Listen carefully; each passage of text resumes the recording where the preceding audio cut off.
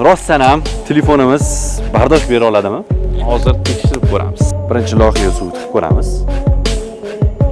Endi muzikani kolaga, benzinga solishimizdan oldin videoga hoziroq like bosib, obuna bo'lib qo'yishni unutmaylik. Hey, hammaga salom, sizlar bilan har doimdek Ulug'bek do'stlar. Xo'p, bugungi videomizda budjetning Realme C85 va C85 Pro smartfonlar haqida gaplashamiz do'stlar.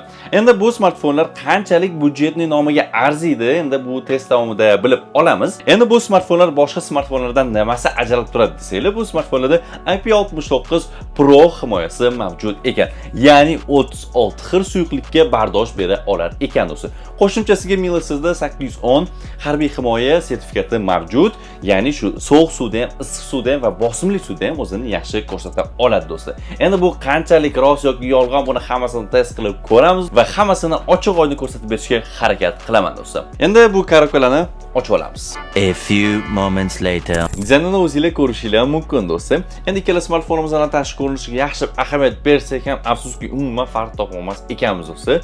Ikkalasi bir xil. Endi farqi nimada desanglar, farqi albatta narxida do'stlar. Albatta hazil. Xo'p, endi farqi bu yerda xarakteristika jihatida do'stlar. Xo'p, C85 Pro'siga qaraganda sal og'irroq, ya'ni C85 215 gram bo'lsa, Pro'si 205 gram do'stlar. Endi ingichkaligida ham xuddi shunaqa farq bor. C85 0,1 mm, ya'ni do'stlar 0,1 mm ga ingichkaroq do'stlar. Va eng asosiy farq C85 da IPS 144 Hz matritsasi joylashgan. C85 Pro da esa AMOLED 120 Hz matritsasi joylashgan do'stlar. Endi 144 Hz IPS matritsasiga qo'yish qanchalik o'rinli bilmadim. Sababi baribir IPS 144 Hz yetkazib bera olmaydi. Endi 144 Hz bilan 120 Hz oddiy ko'z bilan farqini baribir seza olmaymiz. Keling, endi bu smartfonlarning IP69 Pro himoyasini tekshirib ko'ramiz. Endi to'g'ri 36 xil suyuqlikni biz topa olmaymiz, lekin qo'ldan kelgancha har xil suyuqlikni tiqib ko'ramiz va bardosh bera olamiz ekan. Tekshirib ko'ramiz. Ko'rishinglar mumkin, hozir har xil suyuqliklarni men tayyorlab qo'yganman. Ya'ni, mana bu loyiha suv, qaynoq kuni kofe, Coca-Cola muzdekini va suv, oxirgisi esa benzin do'stlar. Mana do'stlar, benzin ehtiyot qilamiz faqat. Rostdan ham telefonimiz bardosh bera oladimi? Hozir tekshirib ko'ramiz. Tayyor. Testimizni boshlashdan oldin eslatib o'taman, bunaqa testlarni umuman uy sharoitida qilmanglar. Sababi har xil suyuqliklar korpusga juda ham zararli bo'lishi mumkin. Misol uchun, benzin bunday telefonlarning korpusini yeb tashlaydi. O'shaning uchun umuman takrorlamanglar. Okey, birinchisi bu loyiha suvga tiqib ko'ramiz. Loyiha suvni mana loyi bor. Birinchi loyihaga suv tiqib ko'ramiz. Okey. Ishlayapti. Endi qaynoqqina kofega tiqamiz. Bu bilan hali ustiga. Qaynoqqina kofega tiqib yubordik. Olamiz. Endi muzdekini kolaga. Gaz chiqib ketibdi. Telefonni ham bir chay yubordik. Chunki hech narsa qilmaydi hozir. Mana ishlayapti. Chotki, zo'r.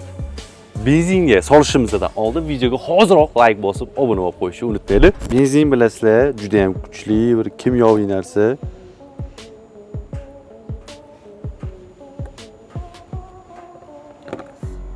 Okey. Benzin chidadimi ekan? Bila hidi chiqib ketdi ekan. Ishlayapti. Okey. Endi oxirgisi suvga tiqamiz. Bo'ldi. Tugadi. Endi rostdan chidab berganmikan, hozir tekshirib ko'ramiz albatta bu narsalarni. Endi dinamikasini tekshirib ko'ramiz. Xo'p, biz ovoz orqali dinamikasini hozir tozaladik.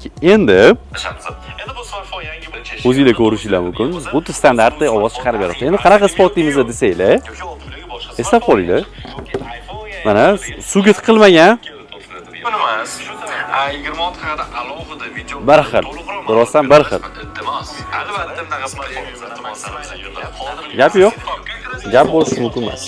Dinamikasidan tashqari qo'shimchasiga kamerasiga ham qilib ko'ramiz.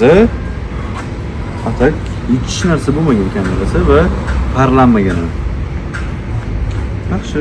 Endi bu smartfon taksi shokkalarimizga qanchalik qulay hozir tekshirib ko'ramiz. Qanaqa desanglar, hozir navigator orqali ekran o'chirmagan holda quyosh tagida ishlatib ko'ramiz va smartfonimiz qizib ketib navigator ishlamay qoladimi? Hozir hammasini sinab ko'ramiz. Xo'p. Soat 5 dan 4 daqiqa o'tdi va telefon navigator ishlayapti va telefon afsuski qizib ketgan do'stlar. Lekin navigator yaxshi, haligacha ishlab beryapti. Soat 5:30 bo'ldi. Mana o'zingiz ko'rishingiz mumkin. Ekran o'chmadi. Lekin navigatorimiz ham normal ishlayapti.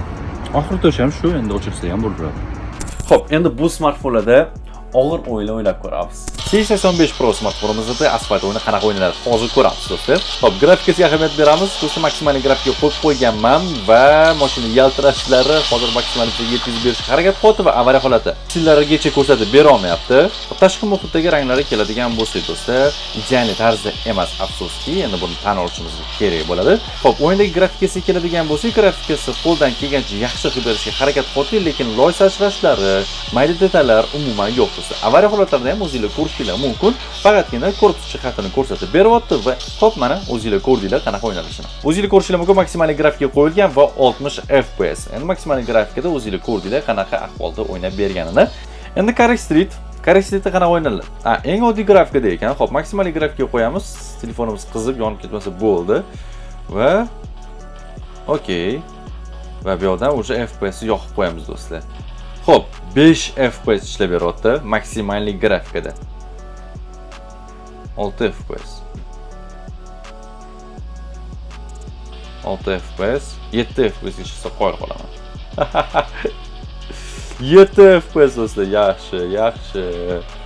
Afsus, mana do'stlar maksimal grafikada qanaqa o'ynalishi. Endi hozir bittalar to'xtalib o'tirmaymiz. Kamchiliklari bor albatta. Tak, endi PUBG Mobile'da test qilib ko'radigan bo'lsak do'stlar, xo'p, hozir ozgina like'lar bor, o'zingizlar ko'rdinglar. Hozirgacha like bo'lyapti. Atrofimizda juda ham odamlar ko'p va bo'ldi. Kanalımızda keyin like'lar bo'ldimi desanglar-da, hozir like bo'lyapti do'stlar. Hozirgacha like bo'lyapti. Nimagadir? Biz atrofimizda juda ham odam ko'p bo'lganligi uchun ham like'lar bo'lyapti. Giroskop qanaqa darajada ishlar ekan do'stlar? Hozir giroskopimizni yoqib ko'ramiz. Xo'p, giroskop ana do'stlar, o'zingizlar ko'rishingiz mumkin. Zatirishga juda ham baland. O'ngga chapgan, tepa pastga ham hammasida kamchiliklar bor ekan. Endi hozir ko'ramiz qanchalik bu giroskopimiz bizga yordam beradi. O'zimiz qayrilib ketyapti. Mana do'stlar, qimillatmayapman. Yo'q do'stlar, bizga xalaqit berar ekan bu giroskopimiz.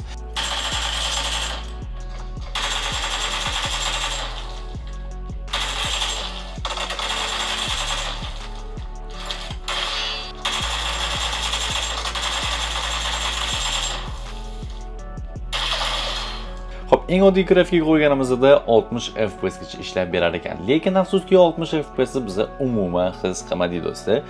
Lobbyda esa 45 FPS. Xo'p, maksimal FPS ga qo'yib ko'ramiz.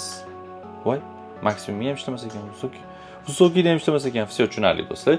Просто tak balansga qo'yganimizda уже 30 FPS ga tushib ketyapti va bunaqa ahvolga tushib qolar ekan do'stlar. Afsus.